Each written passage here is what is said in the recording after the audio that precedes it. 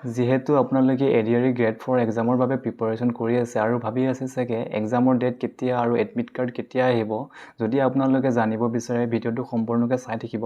নমস্কাৰ, মই অৰূপ আৰু আপোনালোকে চাই আছে অসম তথ্য। যিহেতু এডিআৰই গ্ৰেড 4 এক্সামৰ ডেট ইতিমধ্যে ছেবা ৱেবছাইটত আহি গৈছে, আপোনালোকে ছেবা ৱেবছাইটত গৈ চাব পাৰিব। যোনটো আপোনালোকৰ ফাৰ্ষ্ট পেপাৰ 10 পাছ আৰু 10 পাছৰ লগতে ITI পাছ চাৰ্টিফিকেট আছে, সিহঁতৰ এক্সামটো আছে আপোনাৰ 9টাৰ পৰা 11:30লৈকে। আৰু যোনটো ছেকেণ্ড পেপাৰ সেইখন হৈছে আপোনাৰ 1:30টাৰ পৰা 4টালৈকে। দুটা এক্সামো একেদিনেই 27 অক্টোবৰ তাৰিখে হ'ব।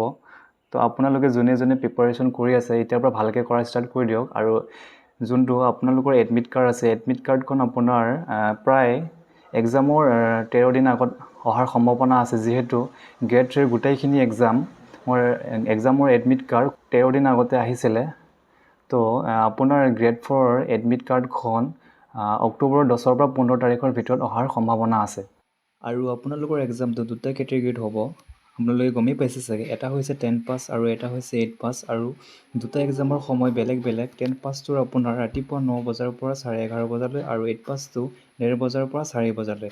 আৰু দুটা কেটেগৰীৰ ছাবজেক্টবোৰ একেই হ'ব, English, social studies, mathematics, general knowledge, mental ability আৰু লজিকেল ৰিজনিং থাকিব। আৰু লেংগুৱেজবোৰ আগৰ দৰে একেই, আছামিজ, ইংলিছ, বেংগলী, বড়ো আৰু হিন্দীত থাকিব। আৰু এক্সামটো এটা কুৱেশ্যনত 1 মাৰ্ককৈ 135 মাৰ্কছৰ হ'ব আৰু সময় প্ৰায় 2.5 ঘণ্টা দিয়া হ'ব। আৰু গ্ৰেড 3ৰ দৰেই নেগেটিভ মাৰ্কছ থাকিব, 4টা ভুল হ'লে 1 নম্বৰ কাটিব।